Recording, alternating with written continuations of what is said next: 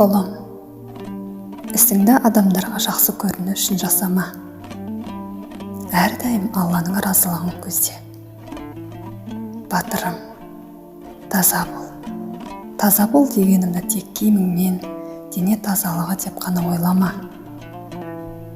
Әуелі жүрегің таза болсын. Жүрегің таза болғанда ғана ісің оңды болады.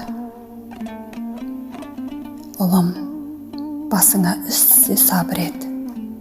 Қаһарлы қыстан кейін күлімдеген көктем, жадыраған жаз келетіні анық болғанындай, қиындықтан кейін міндетті түрде жеңілдік бар екенін ұмытпа. Бұл Рахманның уәдесі. Батырым, ата-анаңды сыйласаң, өмірің берекелі болады. Үнемі олардың батасын алып жүр. Күндердің күнінде екі жәннаттыңнан да ажырайсың.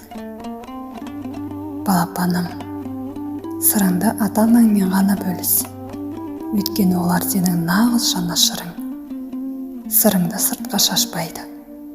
Жетістігіңе шын қуанады, әрі тілекшің. Ұлым, әлсіздігің мен мұқтаждығыңды тек Аллаға ғана көрсет. Ешқашан шаршадым деп айтпа. Бұл сөз нағыз ерге жараспайды.